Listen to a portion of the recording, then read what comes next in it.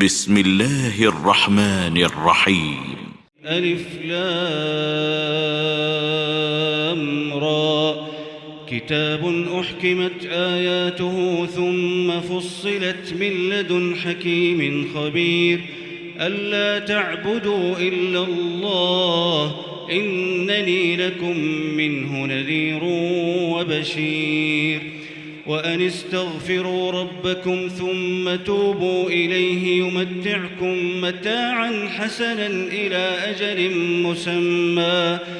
يمتعكم متاعا حسنا إلى أجل مسمى ويؤت كل ذي فضل فضله وإن تولوا فإني أخاف عليكم عذاب يوم كبير إلى الله مرجعكم وهو على كل شيء قدير ألا إنهم يثنون صدورهم ليستخفوا منه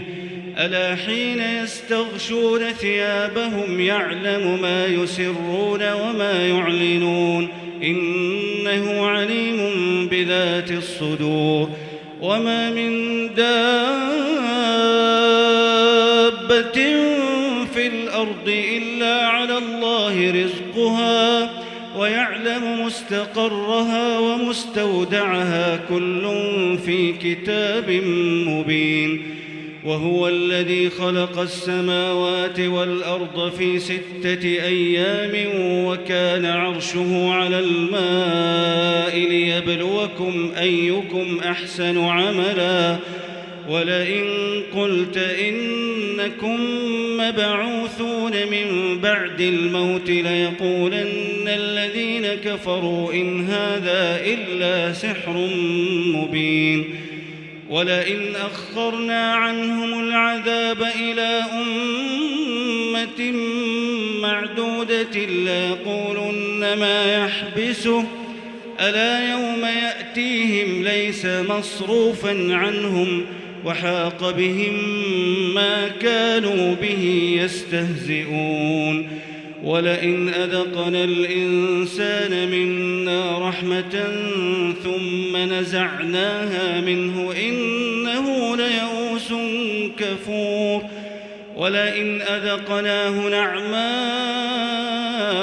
بعد ضراء مسته ليقولن ذهب السيئات عني إنه لفرح فخور إلا الذين صبروا وعملوا الصالحات أولئك لهم مغفرة وأجر كبير فلعلك تارك بعض ما يوحى إليك وضائق به صدرك أن يقولوا لولا أنزل عليه كنز أو جاء معه ملك إنما أنت نذير والله على كل شيء وكيل أم يقولون افتراه قل فأتوا ب10 سور مثله مفتريات وادعوا من استطعتم من دون الله إن كنتم صادقين فإن لم يستجيبوا لكم فاعلموا أنما أنزل بعلم الله وأن لا إله إلا هو فهل أنتم مسلمون من كان يريد الحياة الدنيا وزينتها نوفي إليهم أعمالهم فيها وهم فيها لا يبخسون أولئك الذين ليس لهم في الآخرة إلا النار وحبط ما صنعوا فيها وباطل ما كانوا يعملون أفمن كان على بينة من ربه ويتلوه شاهد منه ومن قبله كتاب موسى إماما ورحمة أولئك يؤمنون به ومن يكفر به من الأحزاب فالنار موعده فلا تك في مرية منه إنه الحق من ربك ولكن أكثر الناس لا يؤمنون ومن أظلم ممن افترى على الله كذبا أولئك يعرضون على ربهم ويقول الأشهاد هؤلاء الذين كذبوا على ربهم ألا لعنة الله على الظالمين الذين يصدون عن سبيل الله ويبغونها عوجا وهم بالآخرة هم كافرون أولئك لم يكونوا معجزين في الأرض وما كان لهم من دون الله من أولياء يضاعف لهم العذاب ما كانوا يستطيعون السمع وما كانوا يبصرون أولئك الذين خسروا أنفسهم وضل عنهم ما كانوا يفترون لا جرم أنهم في الآخرة هم الأخسرون إن الذين آمنوا وعملوا الصالحات وأخبتوا إلى ربهم أولئك أصحاب الجنة هم فيها خالدون مثل الفريقين كالأعمى والأصم والبصير والسميع هل يستويان مثلا أفلا تذكرون ولقد أرسلنا نوحا إلى قومه إني لكم نذير مبين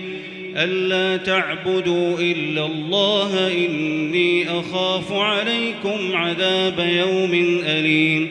فقال الملأ الذين كفروا من قومه ما نراك إلا بشرا مثلنا وما نراك اتبعك إلا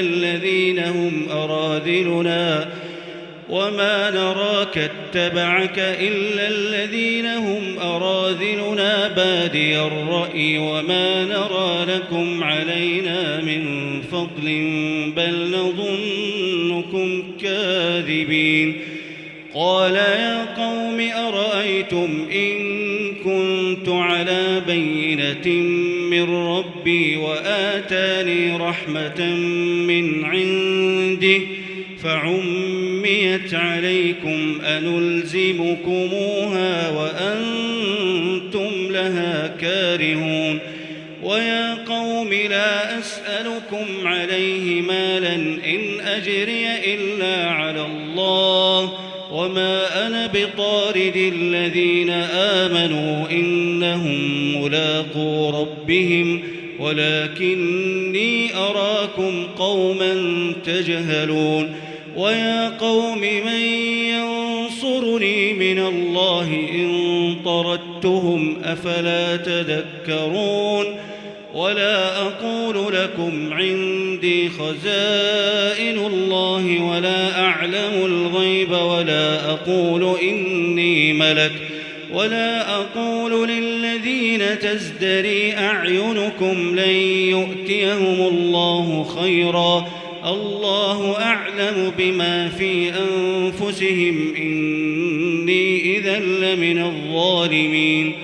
قالوا يا نوح قد جادلتنا فأكثرت جدالنا فأتنا بما تعدنا إن كنت من الصادقين قال إنما يأتيكم به الله إن شاء وما أنتم بمعجزين ولا ينفعكم نصحي إن أردت أن أنصح لكم إن كان الله يريد أن يغويكم هو ربكم وإليه ترجعون أم يقولون افتراه قل إن افتريته فعلي إجرامي وأنا بريء مما تجرمون وأوحي إلى نوح أنه لن قومك إلا من قد آمن فلا تبتئس بما كانوا يفعلون واصنع الفلك بأعيننا ووحينا ولا تخاطبني في الذين ظلموا إنهم مغرقون ويصنع الفلك وكلما مر عليه ملأ من قومه سخروا منه قال إن تسخروا منا فإنا نسخر منكم كما تسخرون فسوف تعلمون من يأتيه عذاب يخزيه ويحل عليه عذاب مقيم حتى إذا جاء أمرنا وفارت النور قل نحمل فيها من كل زوجين اثنين وأهلك إلا من سبق عليه القول وما آمن معه إلا قليل وقال اركبوا فيها بسم الله مجريها ومرساها إن ربي لغفور رحيم وهي تجري بهم في موج كالجبال ونادى نوح ابنه وكان في معزل يا بني اركب معنا ولا تكن مع الكافرين قال سآوي إلى جبل يعصمني من الماء قال لا عاصم اليوم من أمر الله إلا من رحم وحال بينهما الموج فكان من المغرقين وقيل يا أرض ابلعي ماءك ويا سماء أقلعي وغيض الماء وقضي الأمر واستوت على الجود وقيل بعدا للقوم الظالمين ونادى نوح ربه فقال رب إن ابني من أهلي وإن وعدك الحق وأنت أحكم الحاكمين قال يا نوح إنه ليس من أهلك إنه عمل غير صالح فلا تسألني ما ليس لك به علم إني أعظك أن تكون من الجاهلين قال رب إني أعوذ بك أن أسألك ما ليس لي به علم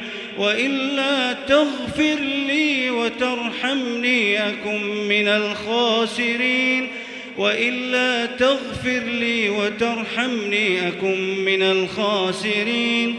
قيل يا نوح اهبط بسلام منا وبركات عليك وعلى ممن معك وأمم سنمتعهم ثم يمسهم منا عذاب أليم تلك من أنباء الغيب نوحيها إليك ما كنت تعلمها أنت ولا قومك من قبل هذا فاصبر إن العاقبة للمتقين وإلى عاد أخاهم هودا قال يا قوم اعبدوا الله ما لكم من إله غيره إن أنتم إلا مفترون يا قوم لا أسألكم عليه أجرا إن أجري إلا على الذي فطرني أفلا تعقلون ويا قوم استغفروا ربكم ثم توبوا إليه يرسل السماء عليكم مدرارا ويزدكم قوة إلى قوتكم ولا تتولوا مجرمين قالوا يا هود ما جئتنا ببينة وما نحن بتاركي آلهتنا عن قولك وما نحن لك بمؤمنين إن نقول إلا اعتراك بعض آلهتنا بسوء قال إني اشهدوا الله واشهدوا أني بريء مما تشركون من دونه فكيدوني جميعا ثم لا تنظرون إني توكلت على الله ربي وربكم ما من دابة إلا هو آخذ بناصيتها إن ربي على صراط مستقيم فإن تولوا فقد أبلغتكم ما أرسلت به إليكم ويستخلف ربي قوما غيركم ولا تضرونه شيئا إن ربي على كل شيء حفيظ ولما جاء أمرنا نجينا هودا والذين آمنوا معه برحمة منا ونجيناهم من عذاب غليظ وتلك عاد جحدوا بآيات ربهم وعصوا رسله واتبعوا أمر كل جبار عنيد وأتبعوا في هذه الدنيا لعنة ويوم القيامة ألا إن عادا كفروا ربهم ألا بعدا لعاد قوم هود وإلى ثمود أخاهم صالحا قال يا قوم اعبدوا الله ما لكم من إله غيره هو أنشأكم من الأرض واستعمركم فيها فاستغفروه ثم توبوا إليه إن ربي قريب مجيب قالوا يا صالح قد كنت فينا مرجوا قبل هذا أتنهانا أن نعبد ما يعبد آباؤنا وإننا لفي شك مما تدعونا إليه مريب قال يا قوم أرأيتم إن كنت على بينة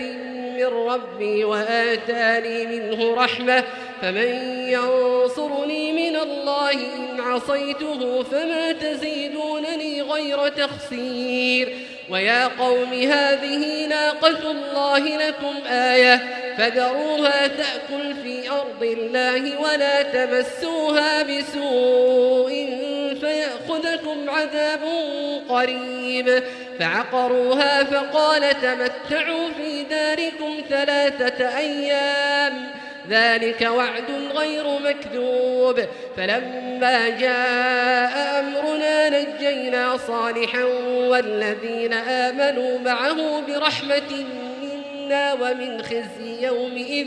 إن ربك هو القوي العزيز وأخذ الذين ظلموا الصيحة فأصبحوا في ديارهم جاثمين كأن لم يغنوا فيها ألا إن ثمود كفروا ربهم ألا بعدا لثمود ولقد جاءت رسلنا إبراهيم بالبشرى قالوا سلاما قال سلام فما لبث أن جاء بعجل حنيذ فلما رأى أيديهم لا تصل إليه نكرهم وأوجس منهم خيفة قالوا لا تخف إنا أرسلنا إلى قوم لوط وامرأته قائمة فضحكت فبشرناها بإسحاق ومن وراء إسحاق يعقوب قالت يا ويلتى أألد وأنا عجوز وهذا بعلي شيخا إن هذا لشيء عجيب قالوا أتعجبين من أمر الله رحمة الله وبركاته عليكم أهل البيت إنه حميد مجيد فلما ذهب عن إبراهيم الروع وجاءته البشرى يجادلنا في قوم لوط إن إبراهيم لحليم أواه منيب يا إبراهيم أعرض عن هذا إنه قد جاء أمر ربك وإنهم آتيهم عذاب غير مردود ولما جاءت رسلنا لوطا سيء بهم وضاق بهم ذرعا وقال هذا يوم عصيب وجاءه قومه يهرعون إليه ومن قبل كانوا يعملون السيئات قال يا قوم هؤلاء بناتي هن أطهر لكم فاتقوا الله ولا تخزون في ضيفي أليس منكم رجل رشيد قالوا لقد علمت ما لنا في بناتك من حق وإنك لتعلم ما نريد قال لو أن لي بكم قوة أو آوي إلى ركن شديد قالوا يا لوط إنا رسل ربك لن يصلوا إليك فأسر بأهلك بقطع من الليل ولا يلتفت منكم أحد إلا امرأتك إنه مصيبها ما أصابهم إن موعدهم الصبح أليس الصبح بقريب فلما جاء أمرنا جعلنا عاليها سافلها وأمطرنا عليها حجارة من سجيل منضود مسومة عند ربك وما هي من الظالمين ببعيد وإلى مدين أخاهم شعيبا قال يا قوم اعبدوا الله ما لكم من إله غيره ولا تنقصوا المكيال والميزان إني أراكم بخير وإني أخاف عليكم عذاب يوم محيط ويا قوم أوفوا المكيال والميزان بالقسط ولا تبخسوا الناس أشياءهم ولا تعثوا في الأرض مفسدين بقية الله خير لكم إن كنتم مؤمنين وما أنا عليكم بحفيظ قالوا يا شعيب أصلاتك تأمرك أن نترك ما يعبد آباؤنا أو أن نفعل في أموالنا ما نشاء إنك لأنت الحليم الرشيد قال يا قوم أرأيتم إن كنت على بينة من ربي ورزقني منه رزقا حسنا وما أريد أن أخالفكم إلى ما أنهاكم عنه إن أريد إلا الإصلاح ما استطعت وما توفيقي إلا بالله عليه توكلت وإليه أنيب ويا قوم لا يجرمنكم شقاقي أن يصيبكم مثل ما أصاب قوم نوح أو قوم هود أو قوم صالح وما قوم لوط منكم ببعيد واستغفروا ربكم ثم توبوا إليه إن ربي رحيم ودود قالوا يا شعيب ما نفقه كثيرا مما تقول وإنا لنراك فينا ضعيفا ولولا رهطك لرجمناك وما أنت علينا بعزيز قال يا قوم أرهطي أعز عليكم من الله واتخذتموه وراءكم ظهريا إن ربي بما تعملون محيط ويا قوم اعملوا على مكانتكم إني عامل سوف تعلمون من يأتيه عذاب يخزيه ومن هو كاذب وارتقبوا إني معكم رقيب ولما جاء أمرنا نجينا شعيبا والذين آمنوا معه برحمة منا وأخذت الذين ظلموا الصيحة فأصبحوا في ديارهم جاثمين كأن لم يغنوا فيها ألا بعدا لمدين كما بعدت ثمود ولقد أرسلنا موسى بآياتنا وسلطان مبين إلى فرعون وملئه فاتبعوا أمر فرعون وما أمر فرعون برشيد يقدم قومه يوم القيامة فأوردهم النار وبئس الورد المورود وأتبعوا في هذه لعنة ويوم القيامة بئس الرفد المرفود. ذلك من أنباء القرى نقصه عليك منها قائم وحصيد. وما ظلمناهم ولكن ظلموا أنفسهم فما أغنت عنهم آلهتهم التي يدعون من دون الله من شيء لما جاء أمر ربك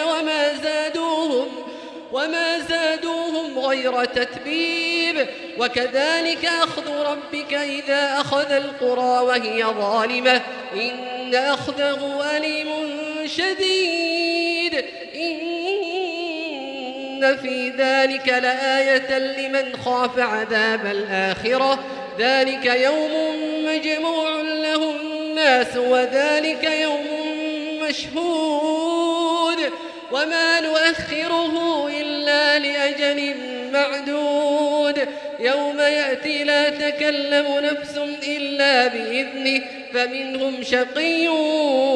وسعيد. فأما الذين شقوا ففي النار لهم فيها زفير وشهيق خالدين فيها ما دامت السماوات والأرض إلا ما شاء ربك إن ربك فعال لما يريد. وأما الذين سعدوا ففي الجنة خالدين فيها ما دامت السماوات والأرض إلا ما شاء ربك عطاء غير مجدود. فلا تك في مرية مما يعبد هؤلاء ما يعبدون إلا كما يعبد آباؤهم من قبل وإنا لموفوهم نصيبهم غير منقوص. ولقد آتينا موسى الكتاب فاختلف فيه ولولا كلمة سبقت من ربك لقضي بينهم وإنهم لفي شك منه مريب. وإن كلا لما ليوفينهم ربك أعمالهم إنه بما يعملون خبير. فاستقم كما أمرت ومن تاب معك ولا تطغوا إنه بما تعملون بصير. ولا تركنوا إلى الذين ظلموا فتمسكم النار وما لكم من دون الله من أولياء ثم لا تنصرون. وأقم الصلاة طرفي النهار وزلفا من الليل إن الحسنات يذهبن السيئات ذلك ذكرى للذاكرين. واصبر فإن الله لا يضيع أجر المحسنين. فلولا كان من القرون من قبلكم أولو بقية ينهون عن الفساد في الأرض إلا قليلا ممن أنجينا منهم واتبع الذين ظلموا ما أترفوا فيه وكانوا مجرمين. وما كان ربك ليهلك القرى بظلم وأهلها مصلحون. ولو شاء ربك لجعل الناس أمة واحدة ولا يزالون مختلفين إلا من رحم ربك ولذلك خلقهم. وتمت كلمة ربك لأملأن جهنم من الجنة والناس أجمعين. وكلا نقص عليك من أنباء الرسل ما نثبت به فؤادك وجاءك في هذه الحق وموعظة وذكرى للمؤمنين. وقل للذين لا يؤمنون اعملوا على مكانتكم إنا عاملون وانتظروا إنا منتظرون. ولله غيب السماوات والأرض وإليه يرجع الأمر كله فاعبده وتوكل عليه